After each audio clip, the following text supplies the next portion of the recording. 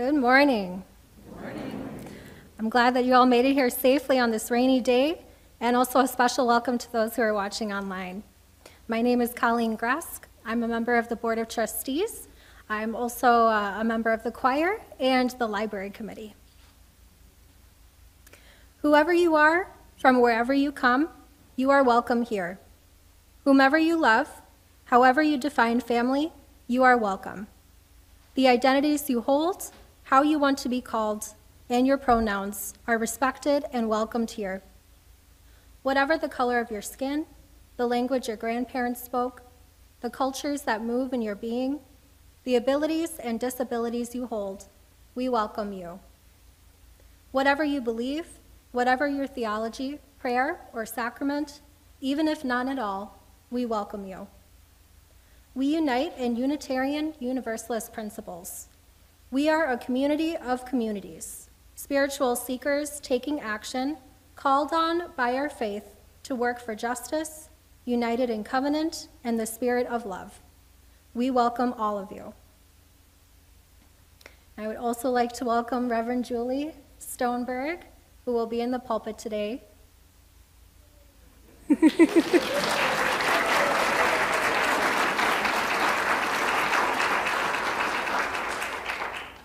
And we do have a few announcements.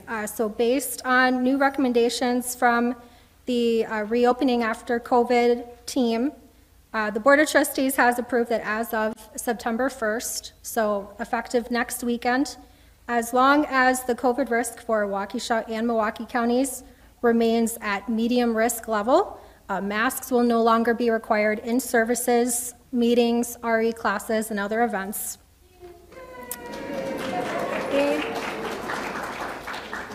We will still have masks available if you would like them. And hopefully you were handed a great hymnal on your way in. We will also have singing, so that's not a change. Dave Cicero, our Director of Lifespan Religious Education, would like people to stay after service for the first in a new adult education series, UU Principles and Purposes discussion. You can join in person or online. The link to join was shared in the e-news this week. So this is a chance to learn about how Article 2 of the Unitarian Universalist Association bylaws may be revised or replaced within the next couple of years. This is the section of the bylaws that contains the principles for UUA. Summer is nearly over. The annual water ingathering ceremony is scheduled for September 11th. On this Sunday, everyone is invited to bring water, whether it's from the garden hose in your backyard or from a vacation, something that represents our connection with each other. Also, we are looking forward to the regular return of RE classes after Labor Day. You can check the e-news for more upcoming information.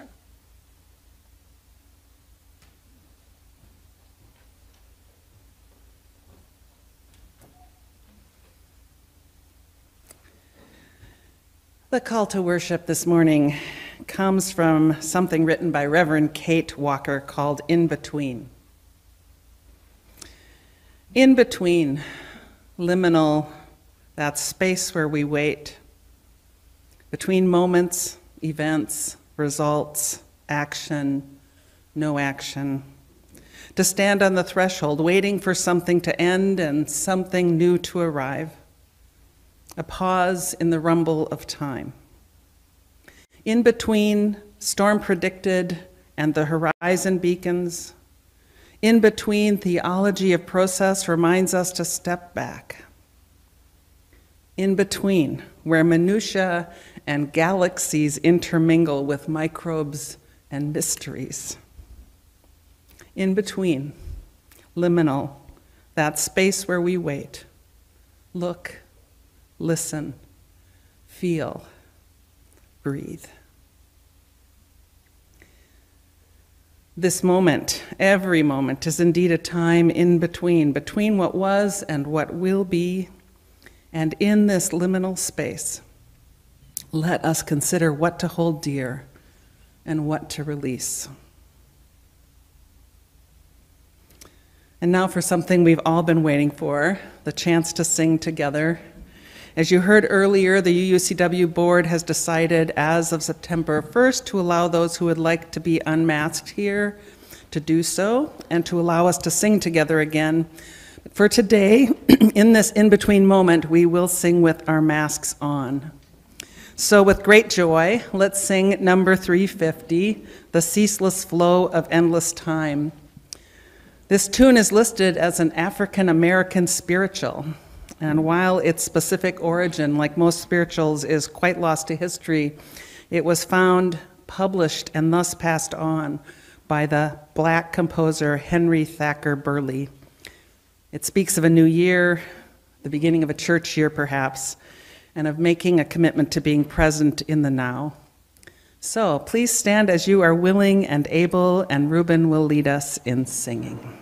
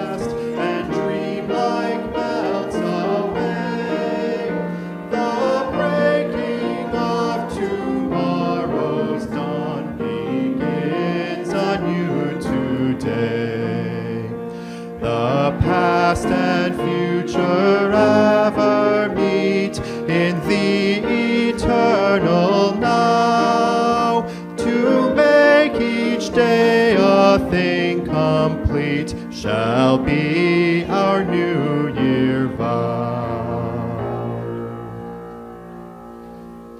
Pretty sad, huh?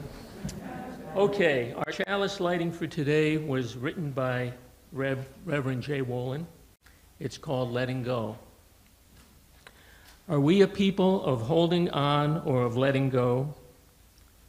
Holding on to rigid ideas or letting go and opening our minds and our hearts to something new.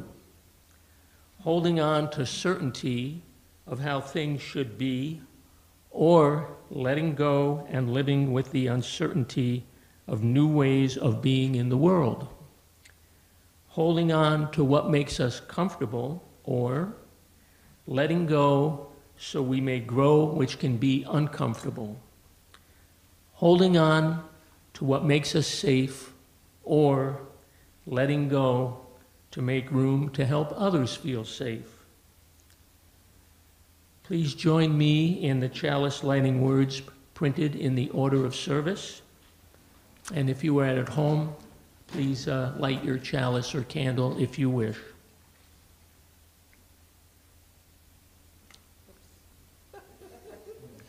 I'm not the only one with technical difficulties.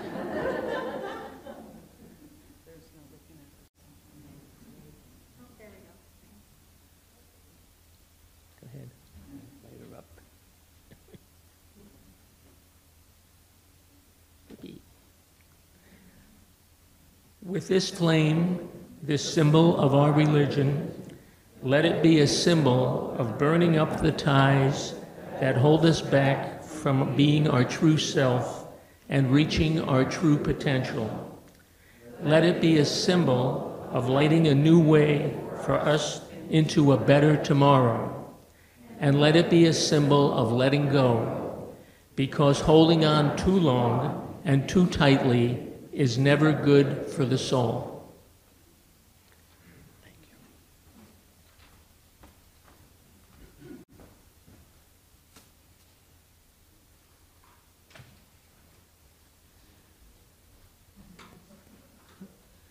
Thank you, Mark and Colleen. You know, I'm a really big fan of stories and storybooks, often finding their simplified wisdom to provide that nugget, that piece at the center of a sermon or a message. They serve as modern-day parables for all ages. And today I've chosen a storybook by Oliver Jeffers called Stuck. The book was published by Philomel Books. It offers what may be an unusual take on holding on to something and the consequences for our graspings. I picked some of my favorite of the illustrations to share with you, and I also have the book up here, so if there's anyone who'd like to see all the pictures, you could just come grab it.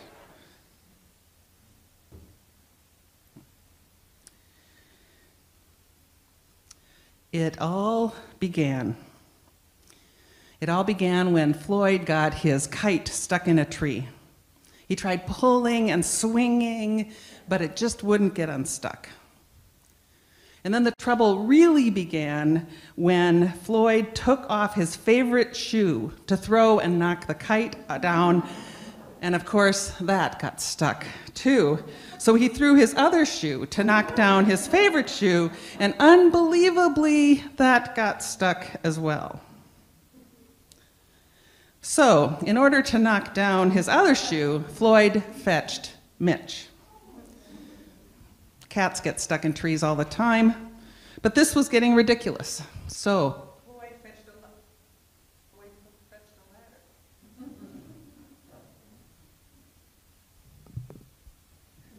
It should be green. It's either red or black. Does that mean, can I just grab this mic? Oh, did it come back? Okay, maybe it's back. Okay. So Floyd fetched a ladder. He was going to sort this out once and for all. No, this is not. I'm just going to grab this one.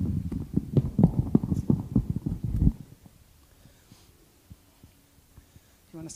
I'll let you take this one. Thanks, Evan. That's okay. It happens. So, Floyd fetched a ladder. He was going to sort this out once and for all, and up he threw it. I'm sure you can guess what happened. Now, the ladder was borrowed from a neighbor and would definitely need to be put back before anyone noticed. And to do so, Floyd flung a bucket of paint at it. And wouldn't you know, that bucket of paint got stuck too. Then Floyd tried a duck to knock down the bucket of paint, a chair to knock down the duck, his friend's bicycle to knock down the chair, the kitchen sink to knock down his friend's bicycle, their front door to knock down the kitchen sink, the family car to knock down their front door, the milkman to knock down the family car, an orangutan to knock down the milkman who surely had somewhere else to be, a small boat to knock down the orangutan, a big boat to knock down the small boat, a rhinoceros to knock down the big boat, a long-distance lorry to knock down the rhinoceros, the house across the street to knock down the long-distance lorry, a lighthouse to knock down the house no longer across the street, a curious whale in the wrong place at the wrong time to knock down the lighthouse. And they all got stuck. A fire engine was passing and heard all the commotion. The firemen stopped to see if they could help at all. And up they went, first the engine, followed by the firemen, one by one. And there they stayed, stuck between the orangutan and one of the boats. Now, the fireman would definitely be noticed missing, and Floyd knew he'd be in big trouble. Then he had an idea, and he went to find a saw. He lined it up as best he could and hurled it at the tree. And that was it. There was no room left in the tree, and the kite came unstuck. Boop.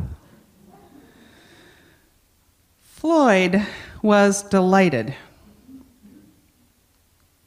He had forgotten all about his kite, and he put it to use immediately, enjoying the rest of his day very much. That night, Floyd fell asleep exhausted. But before he did, he could have sworn there was something he was forgetting. The end.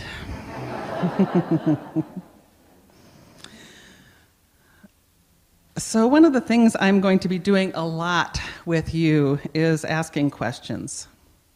Not so much that you can give me the answers, but that you start to ask the questions of yourselves. And so I begin with this. How do you see yourself in this story? Are you Floyd? Or maybe you're the stuck kite. Perhaps you're the collateral damage resulting from one child's insistence on getting and keeping their kite, no matter what. I wonder if, when we are in the process of holding on and refusing to let go, we ever think about the impact that our holding on has on the world around us. I've not known you long enough to know any answers to that or to offer any thinly veiled suggestions. So I'm just going to speak plainly. How does holding on to particular membership numbers and speaking longingly about the days when RE rolls were overflowing and there had to be two services, how does that impact this congregation's morale or sense of itself? How might holding on to wishing the congregation had made different decisions in the past few months impact the state of your heart and your sense of belonging here? How does clinging to notions of being on the right side of decisions impact UUCW's ability to hold a diversity of opinions and an ability to move forward? Or more simply, how does it serve us and the world to doggedly hold on to something that's precious to us? Are there times when letting go might be a better option? Lisa Larson's going to share another story about holding on.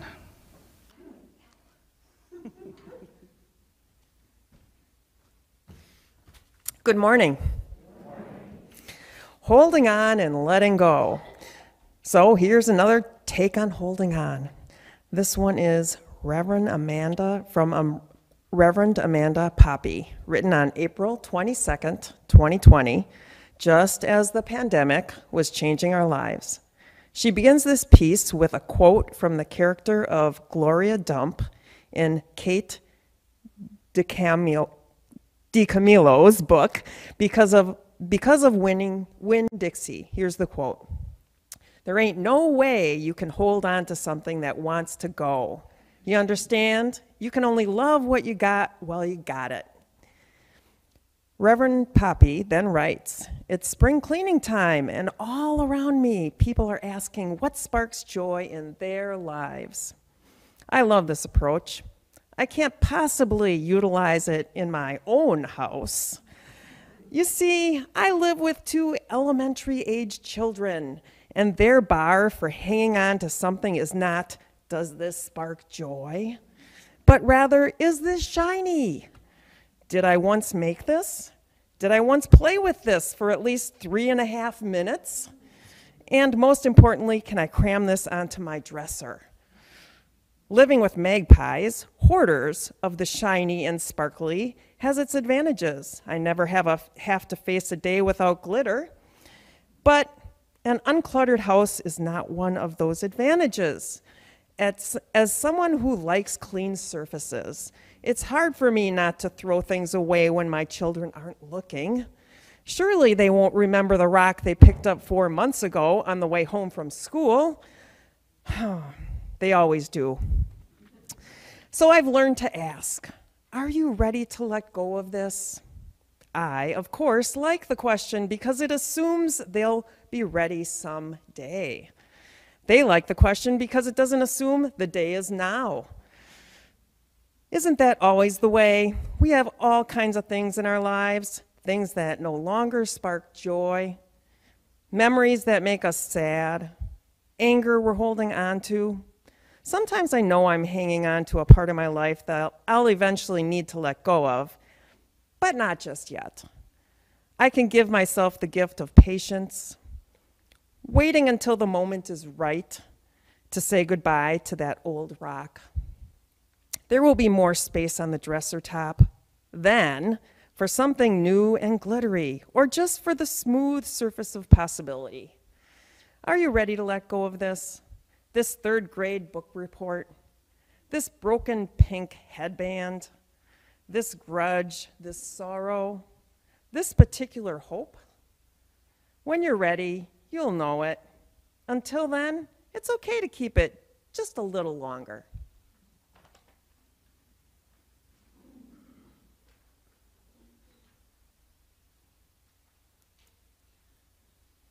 Reverend Poppy ends her words with a prayer, and I share it as an introduction to a time of meditation. After the words, I'll ring the bell, and we'll spend a couple of minutes in shared silence as we contemplate when the right time might be to let go. After the silence, I'll ring the bell once again, and then we'll enjoy a video made by your choir to take us out of this time of meditation. So please join me in the spirit of prayer. Spirit of life and love, spirit of holding on, spirit of letting go. Help us to attune to what our lives whisper to us, both the sweet words of commitment and the sweet words of release. Help us to know whether it's a time to hold tightly or a time to let go. Help us to learn that in each moment there is beauty. May it be so.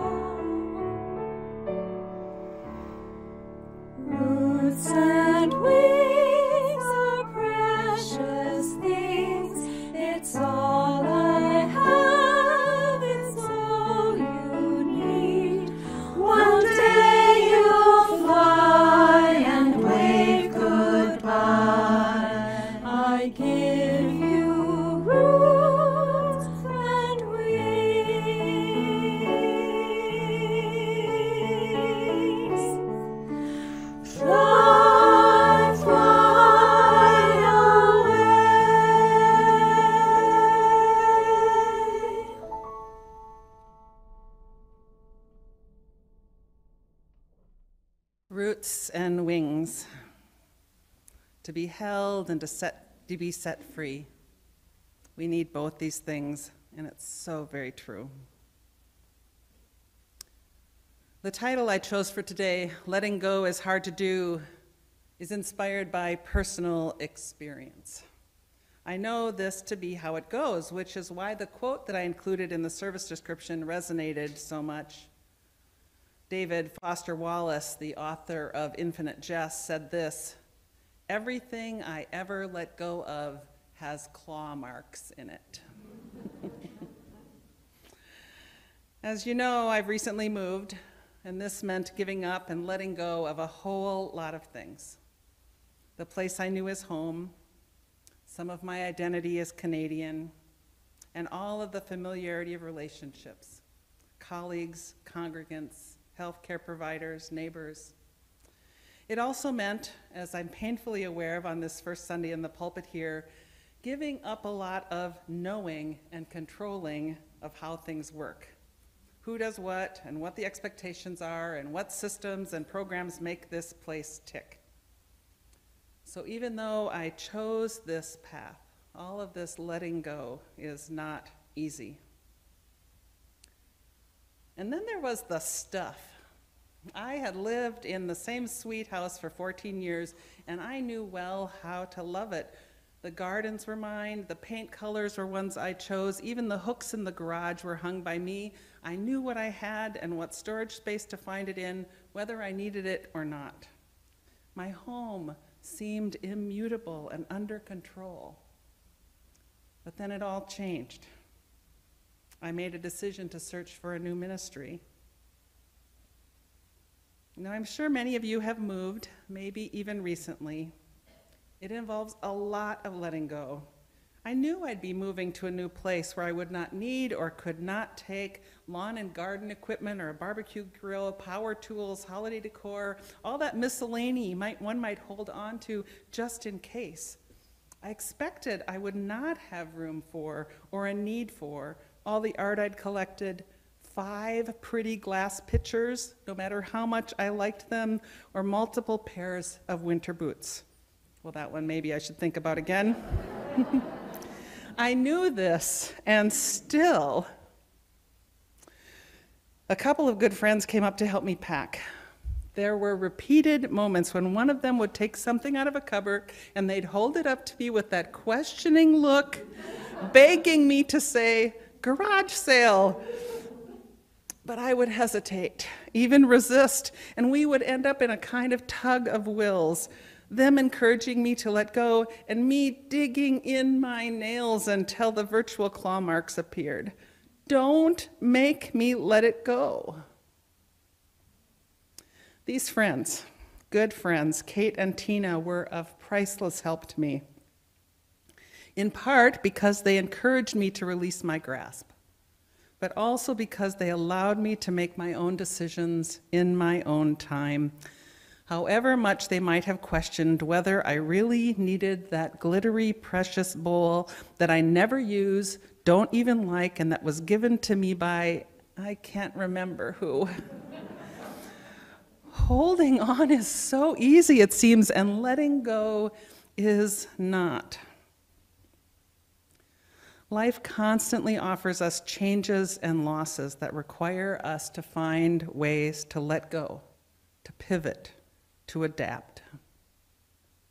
Stuff happens. We're forced to respond. Our kites get stuck in trees. And while we had imagined a day of carefree fun, we end up having to find solutions, workable or not. We fumble and bumble and can cause more harm by trying so very hard to keep things just the way they are or the way we want them to be. So what if we simply embrace the change and let go?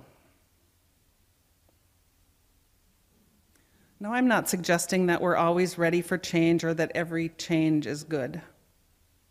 The reality is that most often change or loss is thrust upon us without consulting us or asking for our opinion. People we love die, or move, or unfriend us. Treasured objects break. Decisions I made by others that shift the landscape we're comfortable in. Ministers move on. Truly, they do. Are you familiar with Marie Kondo's little, very popular book, The Life-Changing Magic of Tidying Up?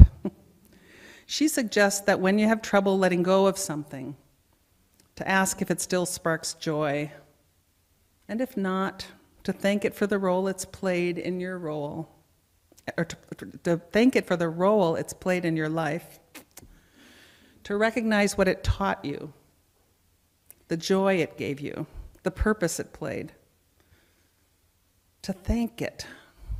Offering gratitude might help us to accept that its time has passed and that we no longer need to cling or grasp or even claw. Offering gratitude can help us to acknowledge and to honor the grief we feel. Offering gratitude might even reduce the amount of regret and anger that we're holding on to. Because what is true is, just because it was good, and we liked it, and we wanted it to be that way forever, well, even that will not stop change from happening. Grasping will not stave off the reality of needing to let it go. Grasping just makes it harder. You know, while not an easy metaphor to embrace, life kind of moves along like a set of monkey bars, or maybe even more like a flying trapeze. We have to let go of something in order to move forward. Letting go is the only way to move toward whatever's waiting for us. Still, as you may know firsthand, monkey bars and trapezes inherently involve a scary in-between place. Between places that feel solid and trustworthy, between those places where we feel safe. And I suspect that knowing that an in-between place awaits us contributes to our inability to release our hold. It's like the edges of old maps that could not guess at what lay beyond. Beware, wilderness ahead, here be dragons. William Bridges, in his book, Managing Transitions, tries to help us understand change. And he puts forward a three-stage theory of moving through transitions.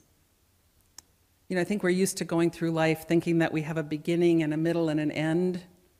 Well, when things change, we need to do an end and then a neutral zone and then a new beginning. So we have to actually do an ending, like it or not. That is, to get clear about what's ending and to honor our pain and to grieve so that we can let go. We need to acknowledge what's being lost and to come to grips with the reality that we can't get it back. There has been a lot of change. Societal shifts in religiosity, a pandemic, Zoom church, social isolation, a longtime minister's leaving, a breakdown in trust, decisions about who will and who won't be your minister. There are, in different ways for different folks, these have been, in different ways for different folks, painful changes and losses. For some, they're downright scary. For others, very unwanted. And for a few, welcome. We are right now, and we will be for the next years, standing at the edge of knowing, at an in-between place. And we're going to get to know this wilderness intimately, this threshold between the known and the unknown. If you are going to come through this time of transition as a healthy and loving and whole community, then paying attention to the consequences of holding on and the need to grieve and let go is the task at hand. You and who you are together are the only tools that we have for this transformation. If a new beginning, a preferred future is to emerge, we need to create space for it to come into being. And for there to be space, there's simply a bunch of stuff we need to clear out. And that hurts. We come by our claw marks honestly. So let us cry our tears, name our pain, honor what we've lost, and offer gratitude for all we've received. May it be so.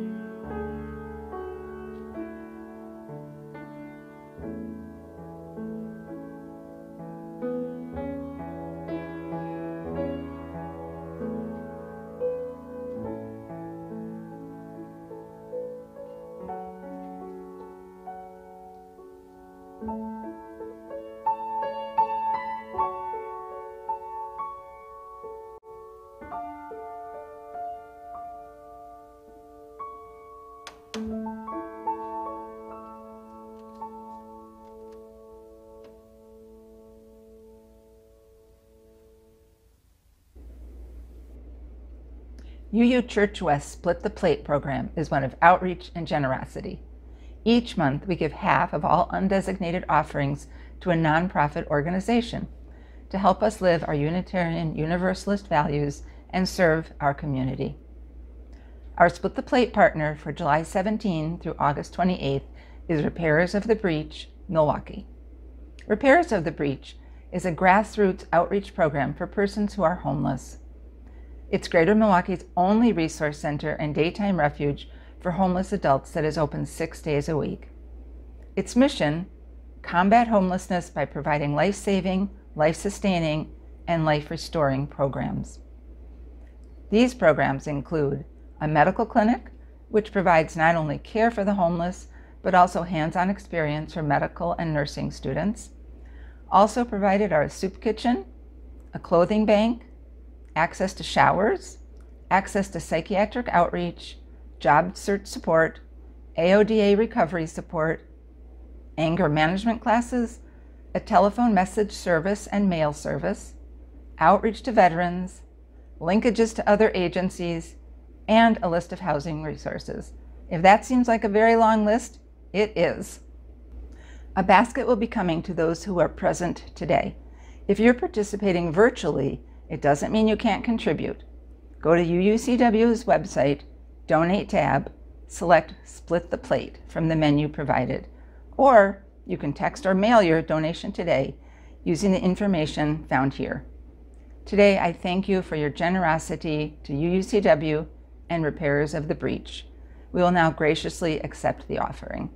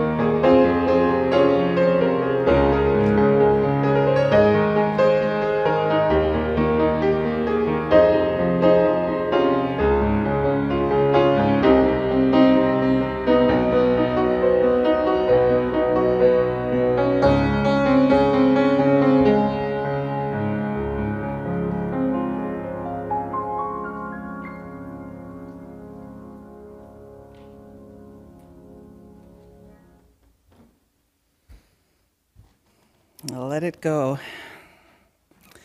Even amidst the pain and the grief that comes with letting go, there's possibility of peace, release, and wisdom to be found. As we near the end of this morning's service, the wisdom of Paul McCartney's Let It Be may be just the tonic we need. As Ruben plays and sings for us, you're all invited to stand and then to remain standing for the benediction. Although the words are not in front of you, I know many of you know most of them. You're free to sing along as you're so moved with your masks on. Let it be. Not only are you free to sing, you are mightily encouraged to do so. Let's sing.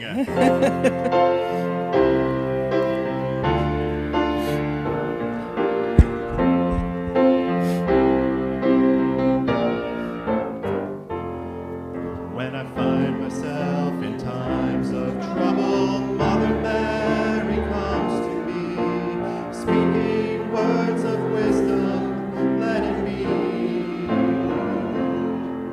And in my hour of darkness, she is standing right in front of me, speaking words of wisdom, let it be. Let it be, let it be. Let it be, let it be. Whisper words of wisdom, let it be. And when the broken-hearted people living in the world agree, there will be an answer, let it be. For though they may be parted, there is still a chance that they will see. There will be an answer, let it be. Let it be, let it be, let it be, let it be. There will be an answer, let it be. Let it be, let it be. Let it be, let it be. Whisper words of wisdom, let it be.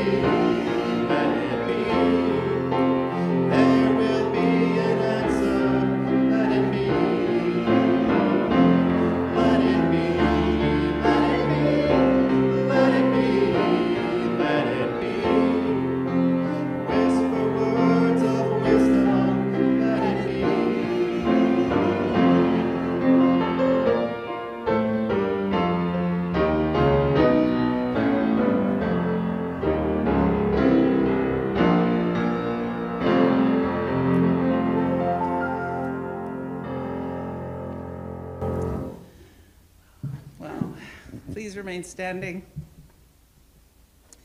These words of benediction were written by Reverend Elizabeth Nguyen, who is a queer Vietnamese American and proud fan of the Wisconsin Badgers.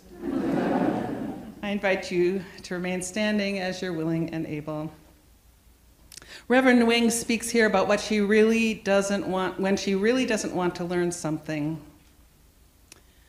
And I believe we can all recognize times like these.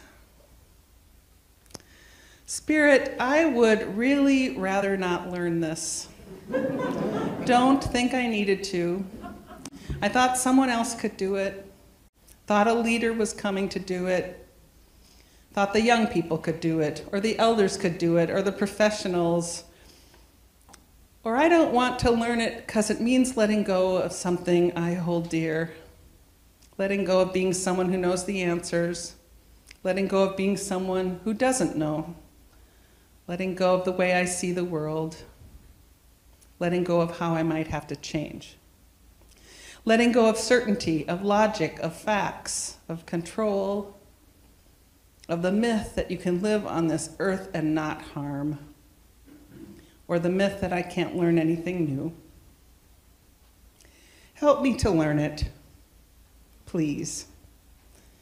And then help me to live what I have learned and do right by the gift of being taught. So with this prayer for letting go of certainty and learning new things, we extinguish our chalice, taking with us its light, its warmth, and its fire. Amen, and blessed be.